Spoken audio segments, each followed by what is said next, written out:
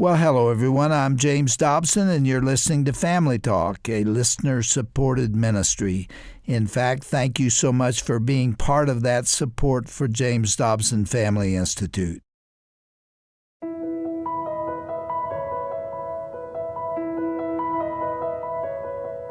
Hello, and welcome to Family Talk. Family Talk is the radio home of Dr. James Dobson, America's preeminent Christian child psychologist and best-selling author of many books, including Dare to Discipline, The Strong-Willed Child, Bringing Up Girls, and more. We are so glad that you found our program today, as we are sharing the second installment of a series that we're calling Planting Shade Trees. It's about leaving a legacy for those who will come after us, and it features author, comedian, and speaker Dennis Swanberg. The Swan, as his friends often call him, speaks to about 150 organizations, faith-based groups, and corporations every year. He has authored 9 books and created over 24 DVD or CD productions. You can go to Dennis's ministry website at dennisswanberg.com to find out more about this popular JDFI ministry partner. Dennis Swanberg is a graduate of Baylor University, where he majored in both Greek as well as religion. He earned a Master of Divinity and a Doctor of Ministry at Southwestern Seminary in Fort Worth, Texas. Dennis served as a local church pastor for 23 years before stepping down from that role and stepping up to the microphone to speak on stages and platforms all over the world. Because of his ministerial background, you know that when you listen to Dennis speak, you'll not only be entertained, but you will also hear biblical truth. Dennis Swanberg is married to Lauree. They have 2 grown sons, Chad and Dustin, and the Swans make their home in Granbury, Texas. Here now is Dennis Swanberg with a hilarious and pertinent presentation about leaving a legacy by planting shade trees, right here on Family Talk. Y'all had shade trees in your yard, amen? Don't you love those shade trees where you can get in those shade trees underneath there and just sort of kick back, relax, remount, and reload? And I tell you, we got a lot, Swan, I've got a lot of those shade tree memories. I think back to those days out there at Grandma and Grandpa's house. Couldn't beat Grandma and Grandpa's house, amen? I tell you, I get out there at Grandma and Grandpa when I was just a little fella. And, I'd say, Mama, Papa, Grandma, Grandpa, you know how you call them everything. Me, Pops, Pow, Pow, Wow, Wow, Papa, Mama. Why can't we just have Grandma and Grandpa? But I like Mimi, I like Mimi. Well, they've always called me Pops. Pops. Okay, well, let's move on. But I'd go to Grandma and Grandpa's. That's what I called mine. And I remember it was a big deal to go out there to their house and spend the night. And I'd say, Mama, Grandma, Papa. See, you got me saying it now, Mama, Papa. Say, can I spend the night with you? Okay, come on out. Man, Grandma, Grandpa Johnson, my mama's parents, they just open those doors all the time. Come on, just come on. And all the other cousins, can we come too? All right, all of you, come on. And sometimes it'd be all of us, one of us, and just a few of us. But man, we'd get out there and all the memories. A lot of memories there on the farm. I remember we'd eat preserves. We had preserve everything. Grandma had watermelon rind, preserves, tomato preserves. I'd mush them tomatoes up. And she'd say, squish them. And I'd mesh them up, and then we'd cook them and put sugar in there. Tomato preserves. Add a bunch of sugar, it goes a long, long way. Sometimes we'd have a dream sandwich. Take 2 pieces of bread, put some butter on there, some sugar on there, put a tomato on there, put some fig preserves on there, and then dream what kind of meat you wish was in there. How many been there? You been there? Ooh, that was good. Low in caloric intake. And I remember we'd have those sandwiches, and we'd have times when we'd watch television with Grandpa. Grandpa, he just enjoyed a couple of shows, Gunsmoke, Half Gun Will Travel, and that's about it. Then he'd say, turn it off, let it rest. We'd sit there, be watching television, we'd drink a big old RC of cola, because it had 12 ounces in it. Those other bottles just had 10, and we felt there was better stewardship in the kingdom. Have 12 ounces. I'd grab that thing with both hands when I was a little boy, just put it up there, put the mouth over the whole bottle. Just Sometimes I'd just eaten some vanilla wafers and they sort of went back in there with a backwash. Some of you kids do that to your daddy. It didn't bother Grandpa. He'd say, give me some of that.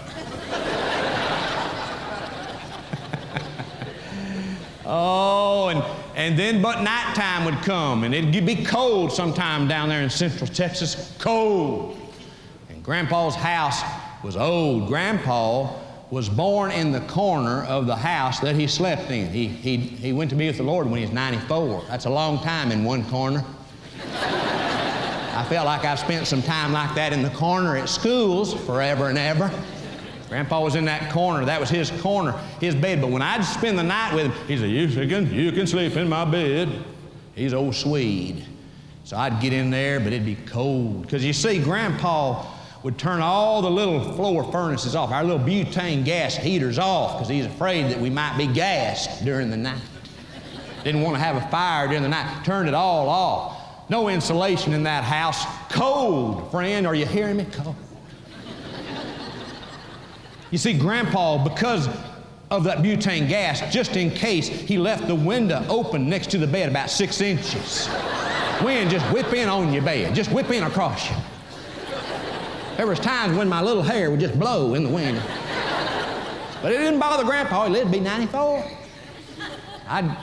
They'd put quilts on me. That's back when women quilted. What's happened to some of y'all women? Most we get out of y'all nowadays is a little Afghan.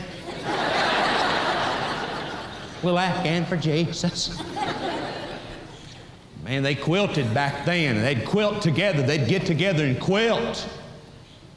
Love the ladies would come and they'd quilt and they'd share things and they'd talk about stuff in life and share things about other people. That's where intercessory prayer began, see? Are you with me?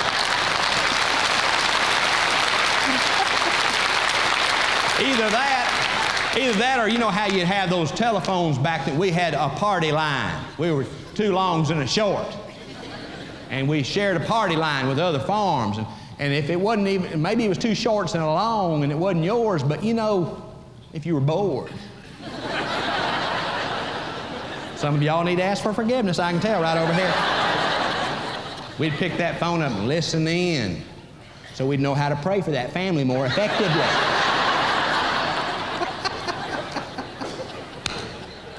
I'm just giving my testimony, sir, okay? Just giving my testimony. And oh, we'd be there and we'd be underneath those quilts. Sometime 2, 3 quilts, cold. 4, 5 quilts, cold. And I'm gonna tell you something, when you're 6 years old and they put that many quilts on you, however they lay them on you, that's how you sleep the rest of the night. There is no way you can get out of there, yeah. Remember my mama, when I got home a couple days later, my mama asked me, did you wet the bed? See, I was a bedwetter till I was in the 6th grade. No drugs, no alcohol, just bedwetting. I said, no ma'am, no ma'am. You didn't? No ma'am, I did not wet the bed. I did not wet the bed. I'm so proud of you. My little mama, Pauline Bernadine, I wish you could just see, I'm proud of you. See, I knew you could do it. I knew you could do it. I said, I did not wet the bed. I am so proud of you. I said, I wet the quilts.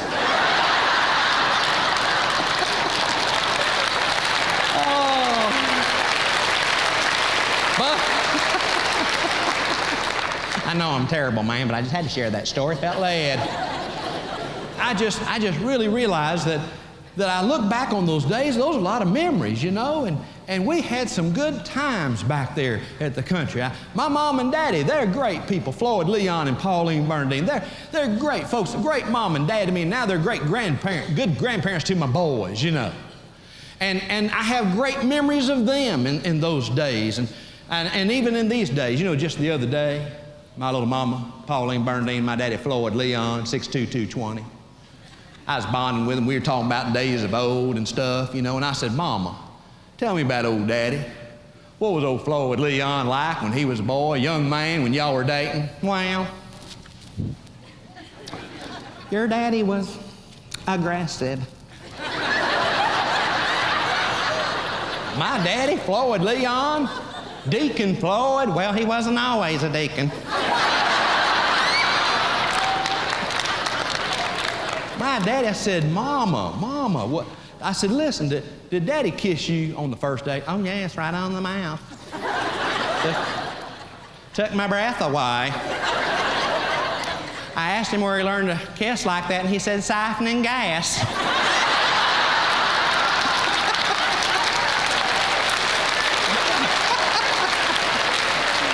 Oh, some of you young couples are going, I went right over their head. They're going, why do you think these couples stay married for 50 years?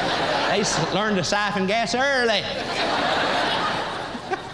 I tell these young couples now, if I do a little counseling, I say, have you ever siphoned some gas? You need to work on that, but anyhow. But I love my mom and my daddy, and the memories of the country and my life. They planted shade trees for me. Shade trees of joy, and shade trees of laughter, shade trees of the Lord. Sharing Jesus with me at an early age. I love all those shade trees. And, there's a lot of shade tree planters out there. Shade tree folks. I think of Billy Graham. Billy Graham! And he's planted shade trees all over the world. Shade trees of hope and wisdom and joy. And I even imagine Billy would even say, I love North Carolina because there's trees over there. And I love trees over at Montreat. And we enjoyed the trees and the shade for all these years. And then I imagine there's folks like old Slim Pickens. I guarantee you one thing. In Texas, we enjoy a shade tree. Sometime you get a little oak and you sit underneath there for a while. Out in the sun, it's 110. Under the oak, it's 105 and feels good. Or a John Wayne. Well, let me tell you, when you're on the trail, you look for a little shade along the journey. I love those shade trees. Kick back and relax and enjoy. And that's right, shade trees. You can't beat a good shade tree. And you can't beat a good shade tree planter. Folks that have done something for you, and yet they've never really enjoyed that particular shade for themselves. I think of those that have gone before me, guys like old Billy Graham. What a great man of God. I remember listening to him preach when I was a little boy, and I remember one time he preached something like, there's 7 things that God can't do. 7 things God can't do. Number 1, God cannot lie. And I went, that's good, that is good, that is good. And God can't turn his head upon a repentant sinner, on and on and on and on. And yet, you know what? I've never had the joy of meeting Billy Graham and doing Billy for Billy. Maybe he's never had the joy of hearing me. I don't know. Makes me nervous sometimes when I do Billy. Had a little lady tell me one time, I don't think you should do Billy. He is a man of God. I said, well, what about me? We don't know. We don't know.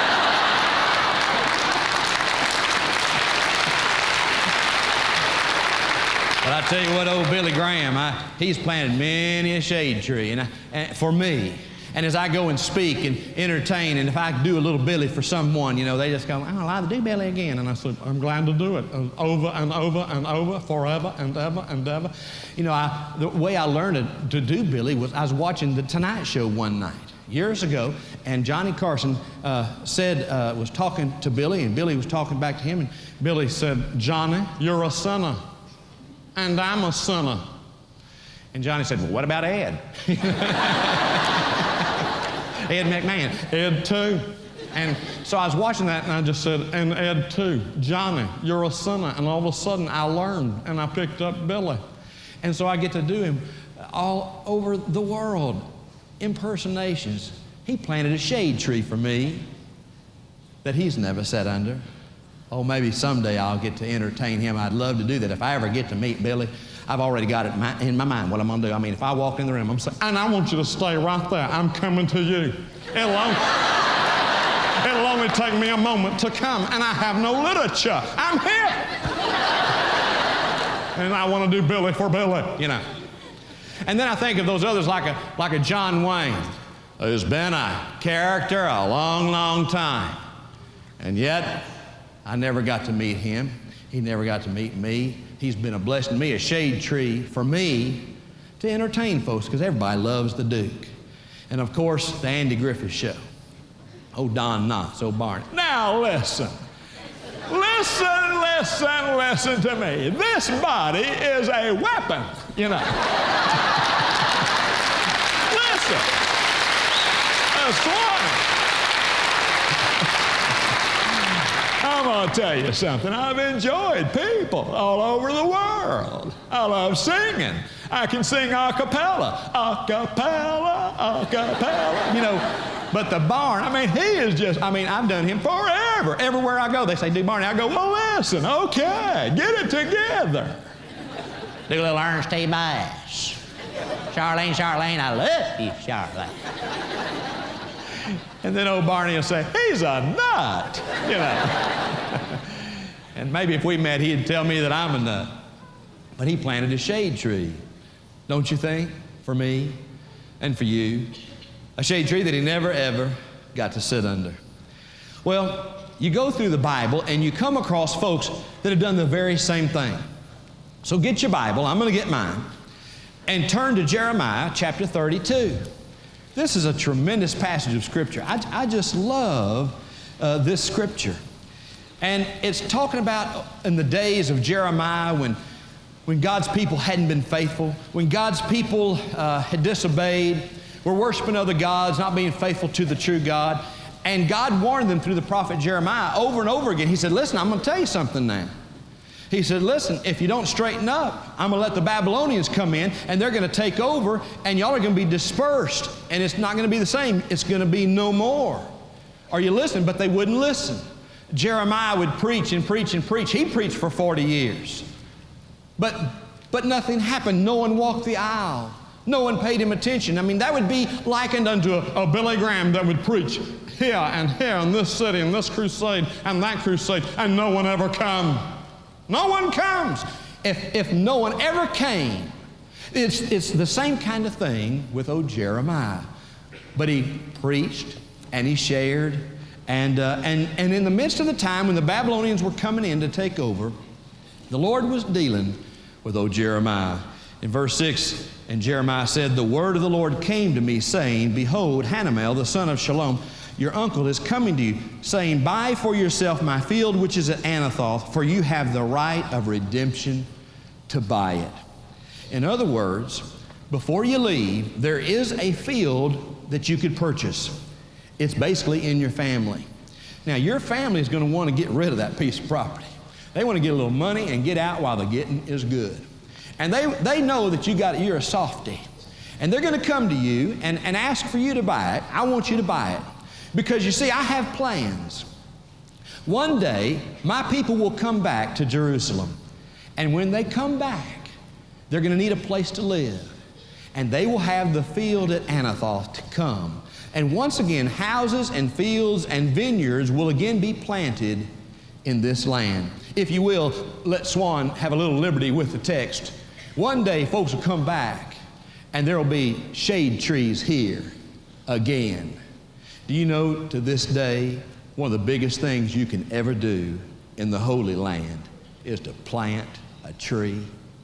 I've been over there several times, and the big thing is for people to bring trees and donate trees and plant trees in honor of those that have gone before them. That is a big deal there. Let me tell you something. It was big then with Jeremiah. I want you to plant your life and your witness and your testimony here. Even while others are leaving, you plant your life here. So he says in verse 9, I bought the field which was at Anathoth from Hanamel, my uncle's son, and I weighed out to him silver for him, 17 shekels of silver. And I signed and sealed the deed and called in witnesses and weighed out the silver on the scales. And then I took the deeds of purchase, both the sealed copy containing the terms and the conditions and the open copy, and I gave the deed of purchase to Baruch in sight of everyone, for everyone to know, because I knew that they needed to last for a long, long time. Because, look there in verse 15, houses and fields and vineyards shall again be bought in this land. Jeremiah planted shade trees that he never, ever sat under. There's been people like that in your life. Been people like that in my life. People that have planted their life, planted their witness, planted their possessions that maybe they didn't enjoy, but you've enjoyed. That's the way it is in the kingdom. That's what Jeremiah did. You see, they didn't know what to do with Jeremiah. They couldn't live with him or live without him. Some wonder if he went to Babylon and died or died on the way. We don't know. But all we do know is that while some were going to Egypt and putting their money in Swiss bank accounts, so to speak, and others were going to Babylon, we know that God had a plan for those that would return one day. And then one day they did return. And when they came back and they were coming back to Jerusalem, the little boys were asking their papaws and saying, "Papa, where are we going to live?" Said, "We're going to live at Anathoth." Maybe he's one of those kind of men that had a big tummy and a short tie, you know, like one of our deacons. Said, "We're going on back now. We're going back there. We got a place to live now. Let's go. Jeremiah bought the field at Anathoth, boy. We're heading on back there." And they go back there and they have a place to live, all because of Jeremiah. I think of others, you know. I think about folks like a Thomas Edison, who had like 1,098 patents, you know, before he was 30. I mean, in his whole life, and about 120 before he was age 30. I mean, this guy is brilliant that his school teacher didn't think he was that brilliant, but he literally planted some shade trees for us. You know what I'm saying? I mean, as Barney Fife would say, listen, he planted the light bulb. And the light bulb, I mean, you know, when it comes on for you and me. And the phonograph where we have a little music. I mean, he did all that. And yet he didn't get to know the lights of New York City, but we've known the lights of New York City. We've known the lights of the big cities of the world. And we know lights today and light shows that just blow our mind. He planted a shade tree that he never really got to sit under. And when I think of aviation, Charles Lindbergh, as Jimmy Stewart would say, you know, Charles Lindbergh, I was Charles in the movie Spirit of St. Louis.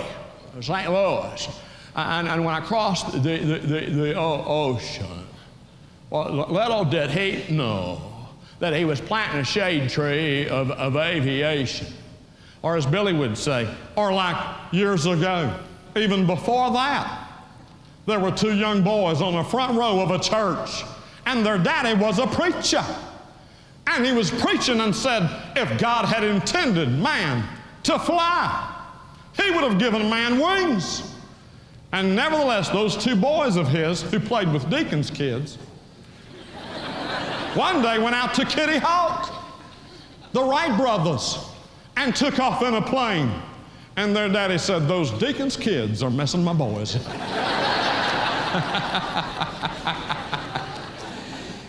But the Wright brothers, they planted shade trees for us that they never sat under. They never knew what a 747 was like or a 777, on and on I could go.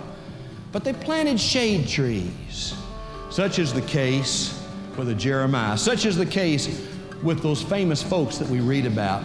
But also such was the case for the Swan with my own family. Dennis Swanberg is a good friend of Dr. Dobson and Family Talk. His quick sense of humor and seminary training really set him apart in the world of Christian speakers, and it's been our pleasure to share programs that feature Dennis over the last 2 days. We'll be airing part 3 of this series, which we're calling Planting Shade Trees, coming up on tomorrow's broadcast, so make sure you join us then. To learn more about Dennis Swanberg, his books and ministry, or if you missed any part of today's or yesterday's broadcast, please visit drjamesdobson.org/broadcast. That's drjamesdobson.org and / the word broadcast. Or you can always give us a call at 877-732-6825. We have team members standing by 24/7 to answer any questions you might have about the JDFI. We're also here to take your prayer requests, big or small. That number once again is 877-732-6825. Now, before we go, I want to tell you about a special campaign that we are supporting here at the Dr. James Dobson Family Institute. As Easter quickly approaches, wouldn't it be great if there was an easy way to introduce people in your community to the Lord, to have an opportunity that isn't confrontational, even a blessing to them as well? Well, this is exactly what we're providing with our new Life Baskets initiative. Here's how it works. First, pray for God to put a person or maybe a family on your heart who He would like you to share the gospel with. Maybe a neighbor, coworker, someone else in your extended family perhaps. Then take a simple basket, which you can get anywhere, Hobby Lobby, Walmart, online, and load it with treats and other goodies for that person or family. add an invitation to your church's Easter services along with a small Bible and a gospel tract, and then take it to that person and watch the Lord do His work. Now, for more information about how to create a life basket and also helpful links for what to put in it, go to drjamesdobson.org/life basket. That's drjamesdobson.org/the word life and the word basket. We can't wait to see what God does with this initiative. Well, thanks again for tuning in today to Family Talk. Be sure to catch us again tomorrow for the third and final installment in our series featuring humorist Dennis Swanberg on the topic of leaving a legacy and planting shade trees. That's coming up next time right here on Dr. James Dobson's Family Talk.